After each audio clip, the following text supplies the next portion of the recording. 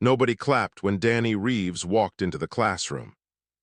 47 different species attended Galactic Unity Academy. Students came from water worlds and desert planets. They came from places where the air was poison and places where gravity would crush a normal being flat. But none of them had ever seen a human before.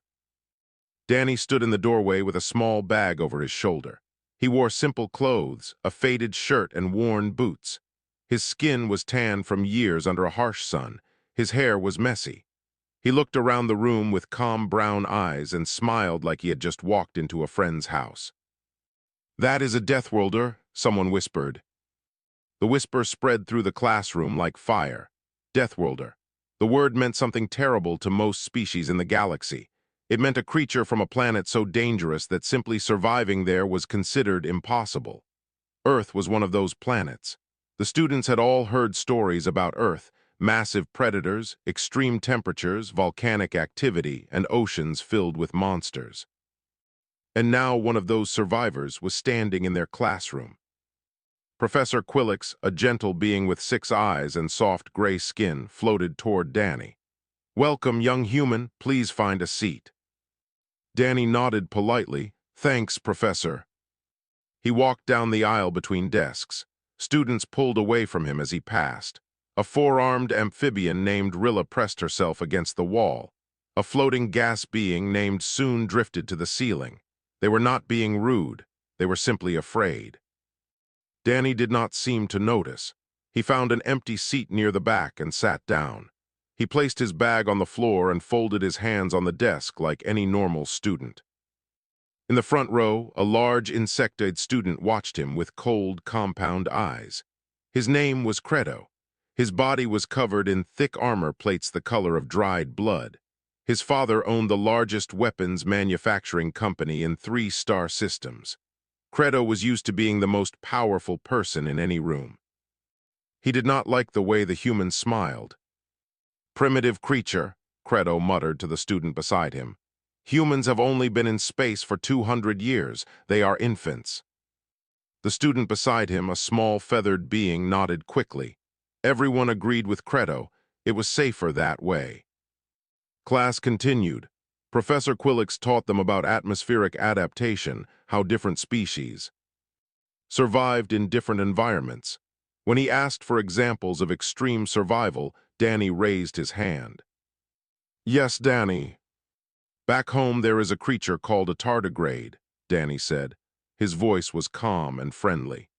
"It can survive in the vacuum of space. It can survive radiation that would kill almost anything else. It can live without water for decades and then wake up like nothing happened." The class went silent.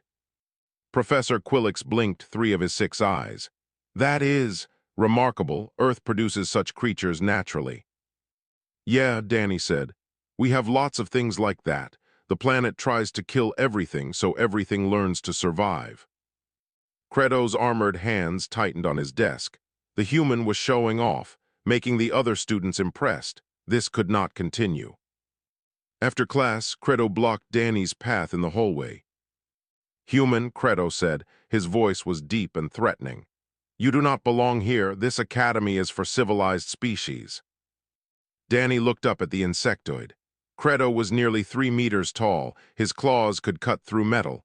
Most students would have trembled. Danny just smiled. "Nice to meet you too, mate. I'm Danny." "I know what you are," Credo hissed. "You think you are special because you come from a death world? You are nothing. Your species is young and weak." Danny tilted his head. "Maybe, but we're pretty good at making friends. Want to grab lunch sometime?" Credo stared at him. The human was not afraid. He was not angry. He was genuinely offering friendship to someone who had just insulted him. It made no sense. "Stay out of my way, deathworlder," Credo growled. He turned and marched away, his armored feet clicking against the floor. Rilla, the 4-armed amphibian, approached Danny carefully. "You should not have done that. Credo's family is very powerful. He could make your life here very difficult." Danny shrugged. "He seems angry about something. Maybe he just needs someone to listen." Rilla stared at him like he had grown a second head. "You are very strange, human." Yeah, Danny laughed. I get that a lot. That night in his private quarters, Credo opened a communication channel to his father's research facility. A scientist appeared on the screen. Young Master Credo, how may I serve you? I need something, Credo said. Something that will teach a lesson to someone who does not understand fear. The scientist's face went pale. What? Kind of something. Credo's compound eyes gleamed in the darkness of his room. I heard your facility recently captured a hollow, a juvenile one. That creature is extremely dangerous. It feeds on fear and grows stronger from terror. We cannot possibly. My father funds your entire operation, Credo interrupted. Send me the hollow. I will return it when I am finished. The scientist swallowed hard. Yes, young master. The channel closed. Credo sat back in his chair and imagined the look on the human's face when true fear finally broke through that stupid smile. Soon, the deathworlder would learn his place. 3 days changed everything and nothing at the same time. Danny Reeves continued to smile. He continued to be friendly. He helped other students with their work. He told jokes that made no sense to alien minds but somehow still made them laugh. He acted like he belonged at Galactic Unity Academy, and slowly, some students started to believe it. Rilla was the first to warm up to him. During a difficult assignment about planetary ecosystems, Danny sat beside her and explained concepts in simple words. He did not talk down to her. He did not show off. He just helped. How do you know so much about survival? Rilla asked. Danny scratched the back of his head. Where I grew up, you learned fast or you did not grow up at all. The Australian outback is not a forgiving place. What is an outback? Big empty desert, hot during the day, cold at night, full of things that want to eat you or poison you, Danny grinned. Best place in the world. Rilla did not understand how anyone could love a place like that, but she was starting to understand Danny. Soon the floating gas being was next. Danny discovered that Soon loved music. On Earth, Danny had learned to play a small instrument called a harmonica. When he played it for Soon, the gas being's form shimmered with colors no one had ever seen before. That sound, Soon whispered. It makes me feel something I cannot name. That's music, Danny said. Humans invented it because we needed something beautiful in an ugly world. Word spread through the academy. The human was not what they expected. He was not aggressive. He was not primitive. He was kind and strange and somehow made everyone around him feel a little less afraid. Credo watched all of this with growing fury. In his quarters, a small containment unit sat in the corner. Inside, something dark. Moved, it pressed against the walls of its prison. It whispered in a language that was not words but feelings. Hunger, anger, need. The hollow was waiting. Credo had done his research. Hollows came from a death world even more dangerous than Earth. They were creatures of pure nightmare. They had no solid form. They existed as living shadows, and they fed on one thing only, fear. The more fear they consumed, the larger they grew. The larger they grew, the more powerful they became. A fully grown hollow could terrorize an entire space station. It could drive hundreds of beings insane with terror before finally consuming them. This one was just a juvenile, small, controllable, at least that was what Credo believed. His plan was simple. Tomorrow, Class 7 Gamma would have their xenobiology practical exam in the isolated specimen lab. During the exam, Credo would release the hollow. It would sense the fear in the room and begin to feed. Students would panic, and the human, the smiling, fearless human, would finally break. Everyone would see the deathworlder scream and cry and run like a coward.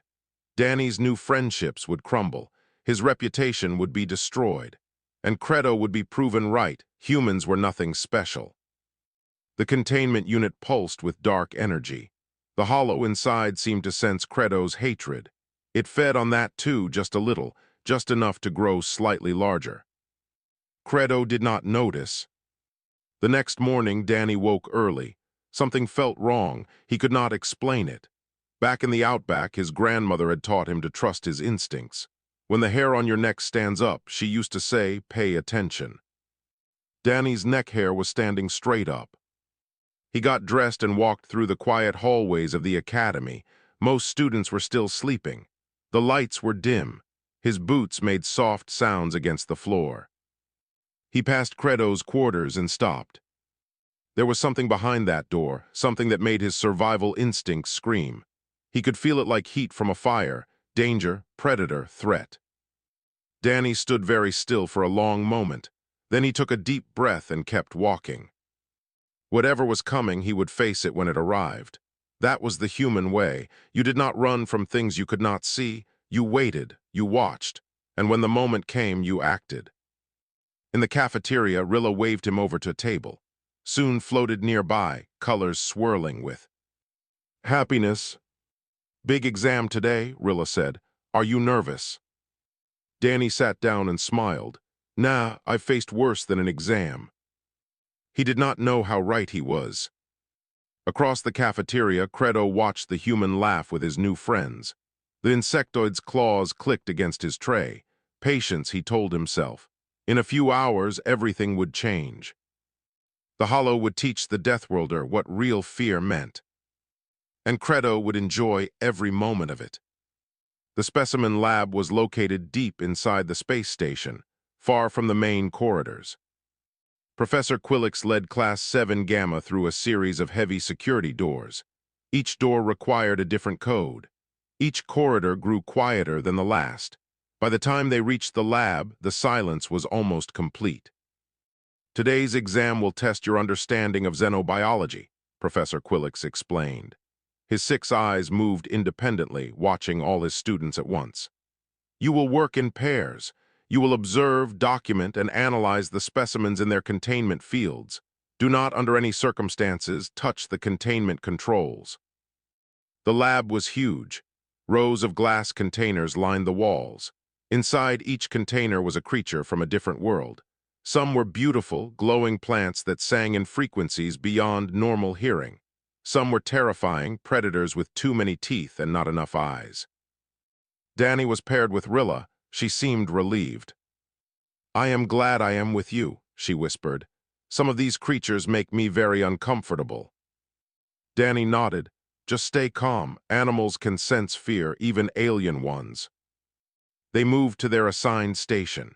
Their specimen was a small creature that looked like a cross between a lizard and a flower. It had scales that changed color based on its mood. Right now, the scales were a peaceful blue. Across the room, Credo positioned himself near the emergency exit. His bag sat at his feet. Inside the bag, the containment unit hummed quietly. The Hollow was awake. It could sense all the life in the room, all the potential fear. Soon it would feed. Professor Quillix floated between the stations, offering guidance and asking questions. The exam continued normally. Students took notes. They made observations.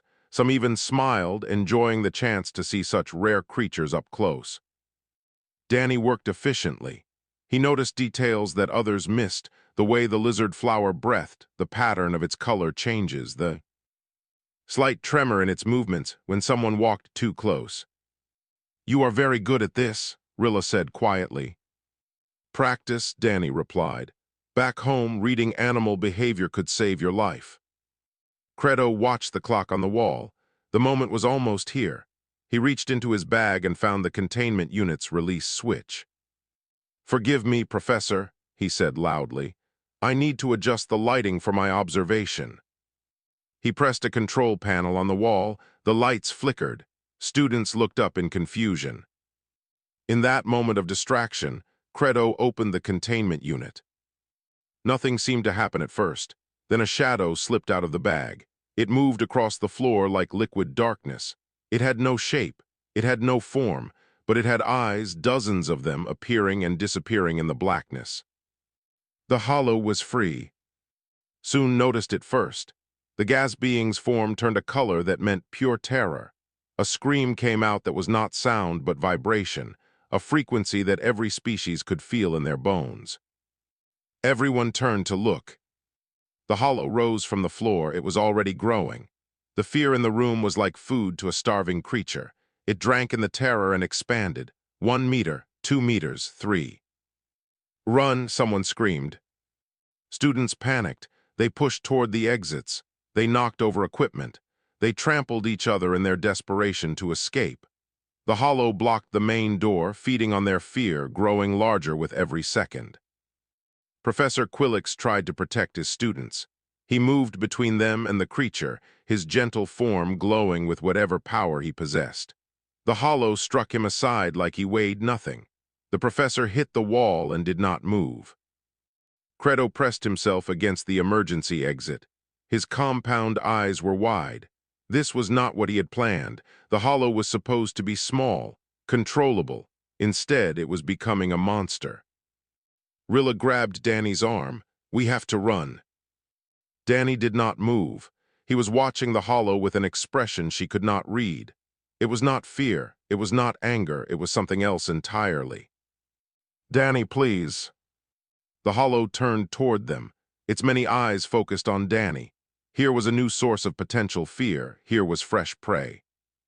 It moved toward him, shadows reaching like hungry fingers. Danny stepped forward. "What are you doing?" Rilla screamed. Danny did not answer. He walked toward the hollow. With slow, steady steps, his hands were at his sides, his shoulders were relaxed, his breathing was calm and even. And on his face was a smile. The hollow paused. This was wrong. This was not how prey behaved. Prey ran, prey screamed.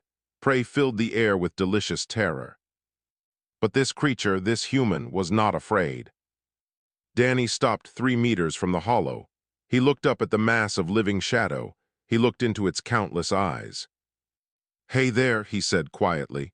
"You're a long way from home, aren't you?" The hollow had no response. For the first time in its existence, it did not know what to do. It had found something that fear could not touch. The hollow tried everything it knew. It projected visions of darkness into Danny's mind. Endless void, complete emptiness, the feeling of being utterly alone in a universe that did not care. Danny's mind responded with memories. A night in the outback when he was 12 years old. Lost, no food, no water, the stars above him so bright they seemed close enough to touch. He had been scared then, but he had also felt something else, a strange peace. The universe was big, he was small, but he was still alive. The hollow pushed harder. It showed him death, creatures with fangs and venom, things that crawled in the dark, pain and suffering and the end of all things. Danny's mind showed at the brown snake he had found in his boot when he was 8. He remembered his grandmother's words, "Stay calm, move slow, fear makes you stupid." He had not panicked, he had waited. The snake had eventually slithered away, uninterested in something that did not act like prey. The hollow could not understand. Every creature it had ever encountered broke under these visions. Every mind crumbled. Every heart filled with terror that the hollow could taste and consume. But this human's mind kept responding with the same message. "I have seen worse. I have survived worse. You cannot scare what has already learned to live with fear." Danny took another step forward. The hollow actually moved back. Around them, the other students had stopped running. They watched in stunned silence. No one had ever seen anything like this. A creature that fed on fear was retreating from a single human who refused to provide any. "I know what you are," Danny said softly. His voice was gentle, like he was talking to a wounded animal. "You're from a death world just like me, but your world taught you that fear is power, that terror is strength." The hollow's eyes blinked in confusion. "On my world, we learned something different," Danny smiled. "We learned that fear is just information. It tells you something dangerous is nearby, but what you do with that information, that's what matters." The hollow made a sound. It was not words. It was a feeling that echoed through the room, hunger, frustration, and underneath it all, something that surprised everyone. Loneliness. Danny heard it clearly. He had spent his whole life reading creatures that could not speak. He knew the difference between a threat display and a cry for help.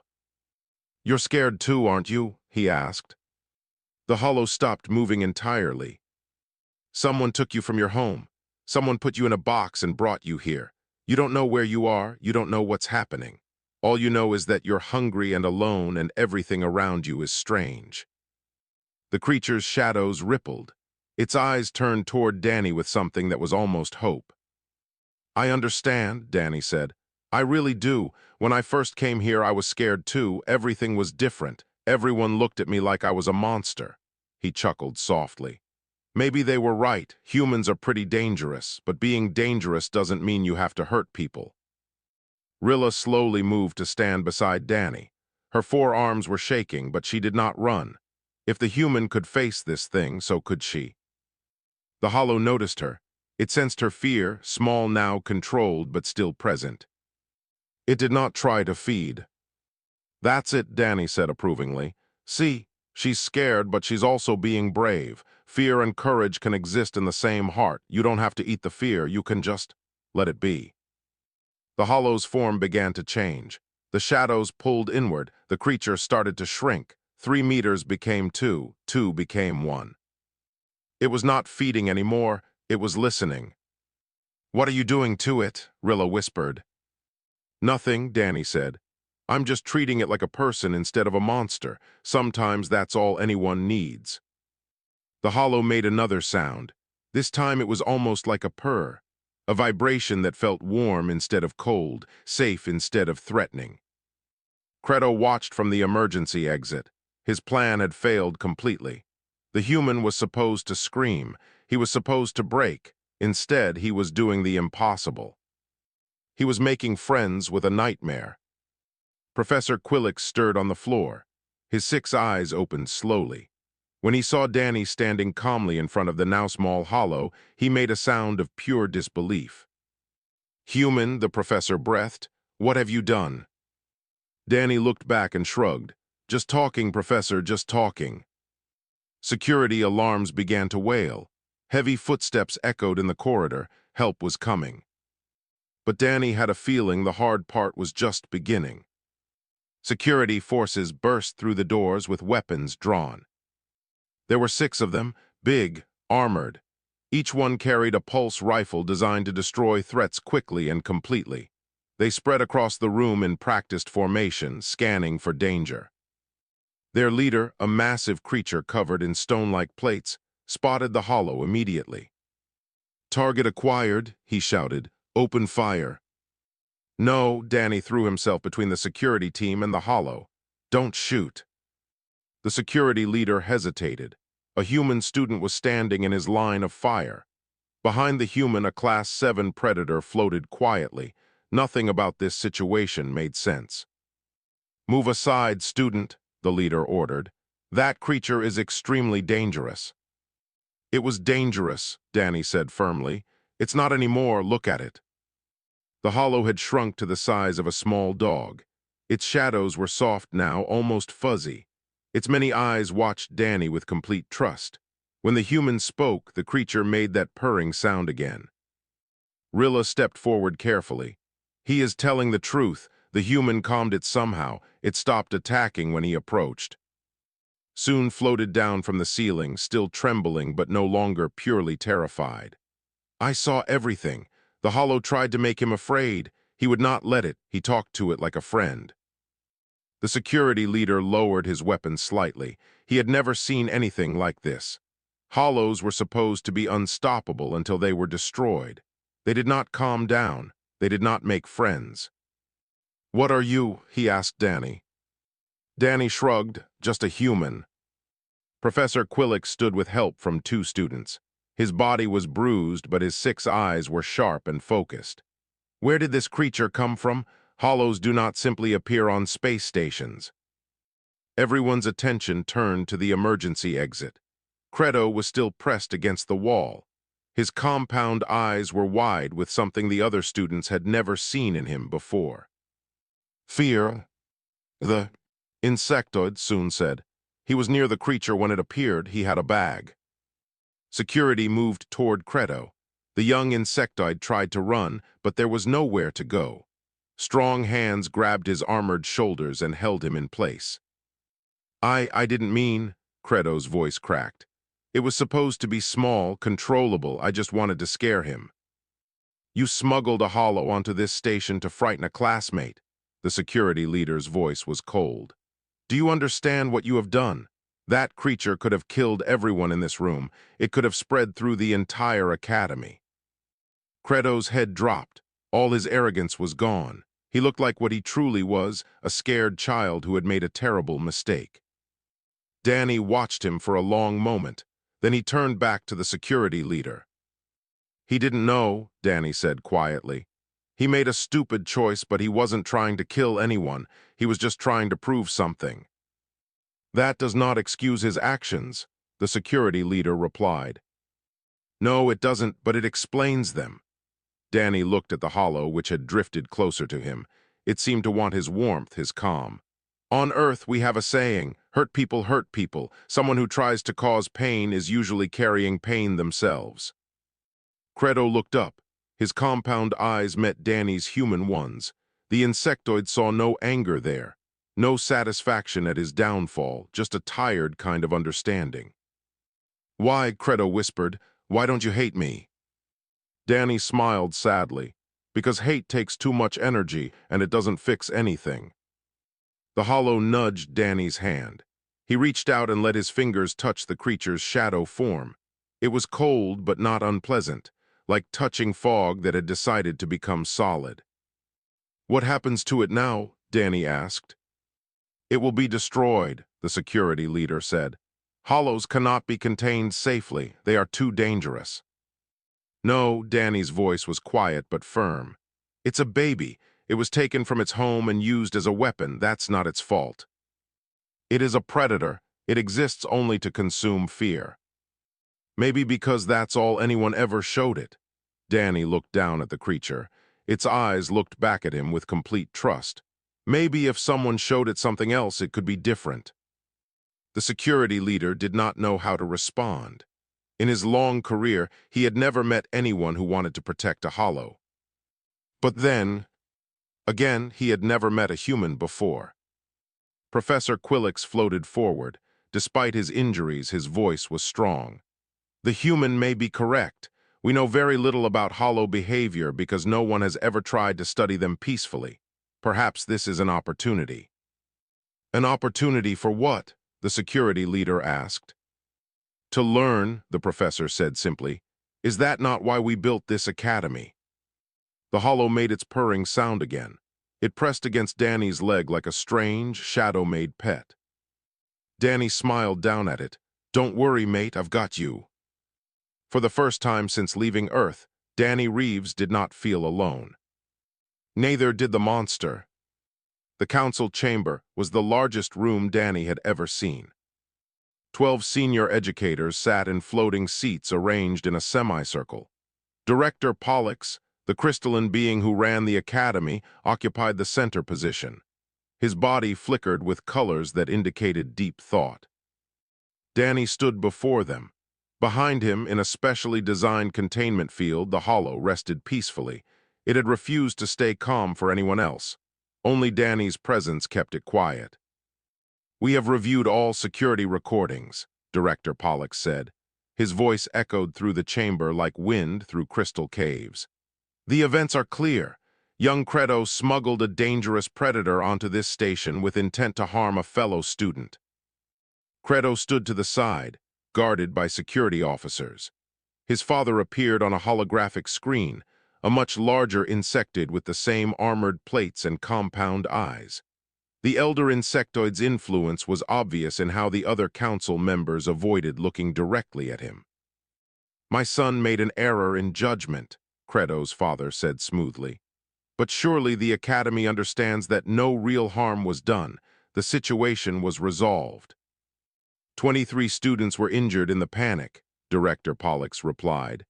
"Professor Quillix required medical treatment. A Class 7 predator was loose on our station. The harm was substantial." Credo's father shifted uncomfortably. "Perhaps we can discuss a donation to cover repairs and medical costs." "You cannot buy forgiveness for attempted murder," said a council member, a plant-like being whose leaves rustled with anger. The chamber erupted in arguments. Some wanted Credo expelled. Others worried about his father's political power. A few suggested destroying the hollow immediately and pretending none of this had happened. Danny listened quietly. The hollow sensed the tension in the room and pressed against its containment field, trying to reach him. "May I speak?" Danny asked. The chamber went silent. Director Pollex's crystalline form flickered with surprise. "The human student wishes to address the council." "If that's allowed." The director considered for a moment. "You are at the center of these events. Speak." Danny took a deep breath. He looked at Credo, really looked at him. The young insectoid was trembling. His armor, which had seemed so intimidating before, now just looked like a shell someone had built to hide inside. "Credo did a terrible thing," Danny said. "I'm not going to pretend otherwise. He could have killed people. He could have killed me." Credo flinched. "But I've been thinking about why he did it." Danny paused. "When I first arrived here, everyone was afraid of me. They called me Deathworlder like it was something shameful. They assumed I was dangerous because of where I came from." "You are dangerous," the plant council member muttered. "Yeah, maybe I am," Danny smiled slightly. "But that doesn't make me evil. It doesn't make me incapable of kindness, and the same is true for Credo." The council exchanged confused looks. "He wasn't trying to commit murder. He was trying to prove that he was better than me, stronger than me. He was scared that a human from a death world might be more impressive than an insected prince from a powerful family." Danny shrugged. "That's not evil, that's just insecurity." Credo stared at him with something like disbelief. "On Earth, when someone does something this stupid, we don't just throw them away. We give them a chance to understand what they did wrong. We give them a chance to make it right." Danny pointed at the hollow. "That creature needs to be returned to its home. It needs someone to study it, to understand it, to make sure nothing like this happens again. I volunteer for that mission." "Absolutely not," Director Pollux said. "You are a student, not a researcher." "Then let me bring help." Danny looked at Credo. "Let him come with me." The chamber erupted again. Credo's father began shouting about dangers and liability. Other council members called Danny insane. Even Rilla, watching from the gallery, looked worried. Danny waited for the noise to die down. "Credo needs to understand what fear really means," he said. Quietly, not fear as a weapon, fear as something that can be overcome, something that can be transformed into courage. He met Credo's compound eyes. "You wanted to prove you're not afraid of anything. Here's your chance. Come with me, face a real death world. Learn what humans already know." "And what is that?" Director Pollux asked. "That the opposite of fear isn't fearlessness." Danny smiled. "It's love, compassion, the choice to protect something weaker than yourself instead of destroying it." The hollow made its purring sound. Even through the containment field, everyone could feel its warmth. Credo's father began another objection, but his son interrupted. "I'll go." The words hung in the air. Credo stepped forward, pulling free from his guards. "I'll go with the human. I'll help return the creature. I'll try to learn." His father sputtered with outrage, but Director Pollux raised a crystalline hand for silence. "The council will consider this proposal," the director said, "but I must ask the human one more question." Danny nodded. "Why do you offer mercy to someone who tried to hurt you?" Danny thought about his grandmother, about the outback, about every lesson he had learned on a planet that tried to kill him every single day. "Because someone showed me mercy once," he said simply. "That's how humans work. We survive together or we don't survive at all." The hollow purred, and somewhere in the council chamber, a crystalline being began to glow with colors that meant hope.